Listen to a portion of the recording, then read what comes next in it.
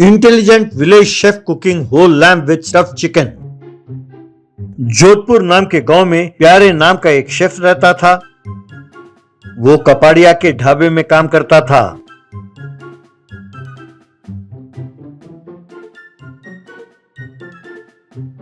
उसके बनाए हुए चिकन और मटन के आइटम्स के लिए लोग दीवाने थे। यही कारण था कि ढाबा हमेशा बिजी रहता था। ये देखकर उस ढाबे के सामने एक और ढाबे का मालिक विजय हमेशा जलता था। एक दिन विजय का साला लंबू विजय के पास आया। ढाबा एकदम खाली देखकर लंबू, क्या बात है जीजा जी, आप मक्खी मार रहे हैं? आज भी कोई ग्राहक नहीं आया आपके पास? विजय, क्या बताऊं साले साहब, वो देखो सामने वाले ढाबे में इतनी भीड़ है।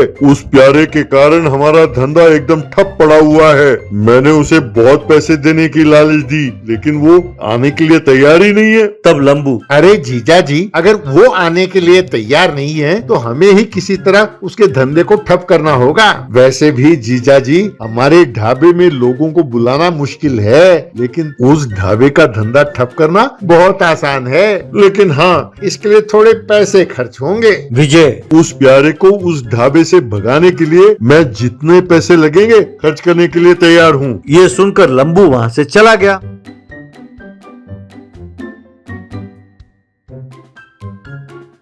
अगले दिन लंबू प्यारे के पास गया और उससे कहने लगा, भैया, तुम्हारे बारे में आसपास के गांव में बहुत चर्चा होती है। सुना है तुम खाना बनाने में 30 मार खान हो। पहले तुम अपने ओनर को बुलाओ, मैं आज तुम्हारी खबर लेता हूँ। तभी कपाड़िया वहाँ पहुँचा। तब लंबू कपाड़िया से, देखो भैया, मैं तुम्हें एक बम्पर ऑफर देता हूँ। आज मेरा जन्मदिन है। 1 घंटे के अंदर 1 बकरा और 10 मुर्गियाँ फटाफट पका कर देने होंगे। वो भी मेरे लिए नहीं, यहाँ बैठे ग्राहकों के लिए। मैं इन्हें पार्टी देना चाहता हूँ। मेरे पास ज्यादा वक्त नहीं है। और हाँ, ये खास बात, अगर तुम नहीं बना पाए तो तुम्हें ये शेफ का धंधा एकदम बंद करना होगा। क्यों, मंजूर है? तब कपाड़िया, अरे भैया, तुम्हारी क्या परेशानी है? मैं नहीं समझ पाया। तुम्हें मटन खाना है, चिकन खाना है तो ले जाओ, लेकिन ये टाइम का शर्त क्यों लगा रहे हो? तब प्यारे, कपाड़िया भाई, आप रहने दो, कोई बात नहीं। ये लड़का मुझसे शर्त लगाना चाहता है, कोई बात नहीं। ऊपर से कहता है इसका जन्मदिन है, तो ठीक है, हम भी इसे गिफ्ट देते हैं बर्थडे का। कह रहा है ना कि आधे घंटे में बनाना है। आप इसे 40,000 रूपए ले लो। कह दो कि आधे घंटे में डिलीवर कर देंगे। अगर नहीं दे पाए तो दुगना 80,000 रूपए देंगे उसे। ये सुनकर लंबू बहुत खुश हुआ और उसने 40,000 रूपए दिए। ये देखकर सब लोगों ने ताली बजाई। तब प्यारे ने तुरंत एक साफ किया हुआ बकरा और मुर्गियां ले आया। लोगों के देखते देखते उनमें मसाला भरा और फिर उन चिकन को बकरे के पेट में डालकर सिया और फिर उसे आग में जलाने लगा। यूं देखते ही देखते आधे घंटे में उसने एकदम पका दिया। ये देखकर वहां खड़े लोगों ने ताली बजाई। बाद में कपाड़िया और प्यारे ने वहां बैठे लोगों को वो पकाया हुआ मटन और चिकन लोगों को परोसने लगे। उसे खाते हुए सब लोग हैप्पी बर्थडे लंबू, हैप्पी बर्थडे लंबू यूं गाने लगे। ये सब सामने वाले ढाबे में बैठा विजय गुस्से में देख रहा था। वहाँ उन सबके गाने का आनंद उठाते हुए लंबू नाचता हुआ, मजे से खाओ भैया, खाओ, आराम से खाओ, कहकर नाच रहा था। आप सब ऐश करो, बस डट कर खाओ, कहकर चिल्लाने लगा। यूं वहाँ सबके साथ मस्ती करते हुए नाचने के बाद लंबू विजय के पास गया। अब लंबू विजय से, जीजा जी, आपने सही कहा, वो बड़ा अड़ियल है, उसे मात देना बहुत मुश्किल है। मेरी राय मानो, आप अपना ढाबा यहाँ से हटा दो। क्यों, क्या कहते हो आप? तब विजय, अरे कमीने साले, ये बात तो मैं बहुत पहले ही जानता था। तुमने आकर मुझसे क्या कहा कि तुम उसे यहाँ से भगा दोगे, ढाबा बंद करा दोगे, ऊपर से 40,000 रूपए मुझसे लेकर वहाँ तुम अपना जन्मदिन मनाते हो। हैप्पी बर्थडे टू यू कहकर वो लंबू को मारने लगा। लंबू किसी तरह बचकर वहां से भाग गया। Bachelors biryani cooking fail. Rahul ने अपने दफ्तर से अपने दोस्त विजय को फोन लगाया। यार कल वीकेंड है ना, तो मेरे घर में हम पार्टी करते हैं। दारू तुम लोग ले आना और मैं घर में बिरयानी बनाऊंगा। विजय ठीक है यार, मैं अनिल और रमेश को भी बताता हूँ। यार एक बात है, हम लोग ठहरे बैचलर्स और हम खाना बनाना जानते नहीं। अगर यही बिरयानी हम बाहर से मंगवा लें तो कैसा रहेगा? तब राहुल, व्हाट? अरे मेरे रहते हुए तुम बाहर का खाना खाओगे? अगर एक बार मेरे हाथ का बनाया खाना खाया तो फिर कभी जिंदगी में नहीं भूलोगे। मैं इतना बढ़िया खाना बनाता हूँ। तब विजय हाँ यार, हम तेरे टैलेंट के बारे में नहीं जानते हैं क्या? पिछली बार जब तुमने फ्राइड राइस बनाऊंगा कहकर कढ़ाई में चावल को रोस्ट किया तभी हम समझ गए थे। मेरी बात मान जा यार, इस बार हम पर कोई एक्सपेरिमेंट मत करना। मैं तेरे हाथ जोड़ता हूँ भाई मेरे। तब राहुल, अरे यार वो तो तब की बात थी, अब थोड़ी ऐसा होगा, भूल जाओ उसे। गतम गतः, अब मैंने बहुत बढ़िया खाना बनाना सीख लिया है। विजय, अरे तू कहाँ सुनने वाला है यार, चल जो तेरे जी में आए कर। यूं विजय ने अनिल और रमेश को भी फोन लगाया और पार्टी में आने के लिए न्योता दिया। शाम को दफ्तर से घर जाते जाते राहुल एक दुकान से खाना कैसे पकाएं नाम का किताब खरीदा। उस दुकान में दुकानदार का बेटा शरारती था। वो दुकान में रखे सारे किताबों को उलट पुलट कर रहा था।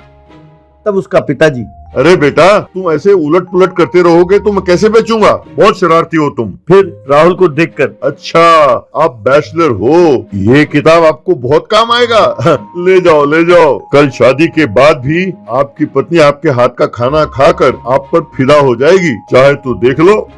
घर आकर राहुल ने वो किताब खोला और बिरयानी कैसे बनाते हैं ये बहुत ध्यान से पढ़ने लगा और याद करने लगा। उन कमीनों को पता नहीं चलना चाहिए कि मैंने किताब में पढ़कर सीखा है कि बिरयानी कैसे बनाते हैं। बिरयानी खाकर उनको दंग रह जाना चाहिए, यूं सोचा।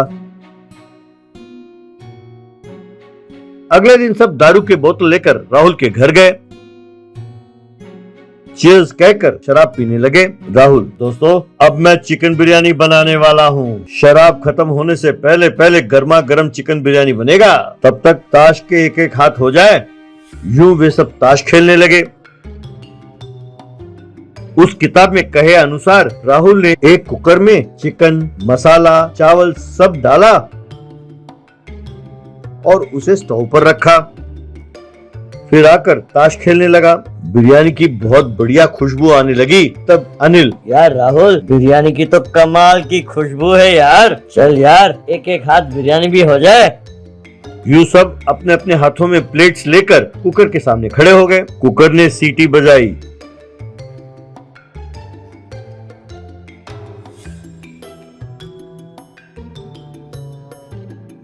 यूं 5 सीटियों के बाद विजय, यार राहुल, कुकर सीटी बजा चुकी है, लगता है अब स्टोव बंद कर देना चाहिए। तब राहुल, अरे इतनी जल्दी? अभी तो उसने 5 सीटी बजाई है, कुकर को 50 सीटियां बजानी चाहिए। रमेश, क्या 50 सीटियां? तेरा दिमाग खराब है? मेरी बात मान, स्टोव बंद कर दे। राहुल, अच्छा अब तुम मुझे खाना बनाना सिखाओगे? 50 सीटियां बजने तक चुपचाप यहीं खड़े रहो या फिर जाकर ताश खेलो। यूं कह रहा था और कुकर सीटी पर सीटी बजाई जा रही थी। उसमें से काला धुआं निकलने लगा। विजय, यार लगता है अंदर खाना जल रहा है। मेरी बात मान, बंद कर दे स्टोव, अभी बहुत देर हो चुकी है। तब रमेश, यार इतनी सीटी तो कभी बजते देखा नहीं मैंने कुकर में। ये तुम अजीब बात कर रहे हो यार, हम तुझ पर भरोसा क्यों करें? राहुल, मैं जानता था तुम यही कहोगे, इसलिए मैं मास्टर शेफ प्रवीणा के लिखे किताब से पढ़कर सीखा है। चाहो तो तुम उस किताब में देख लो, वहाँ साफ साफ लिखा है। पढ़ो, लिखा है 50 सीटियां बजनी चाहिए। कहकर किताब लाकर दिखाया। कुकर ने फिर सीटी बजाया। वो सब किताब देख रहे थे कि तभी राहुल की फोन बजी। फोन पर किताब का दुकानदार, सर माफ कीजिए, मेरे बेटे ने आपके किताब के साथ छेड़खानी की, उसमें उसने उल्टे सीधे लिख डाले। उसकी आदत है सर कि जहाँ उसे कोई अंक दिखाई दे उसके पास वो 0 लगा देता है। ये उसका खेल है साहब। आप कल आइए दुकान पर और नई किताब ले जाइए सर। जो हुआ उसके लिए मैं माफी चाहता हूँ।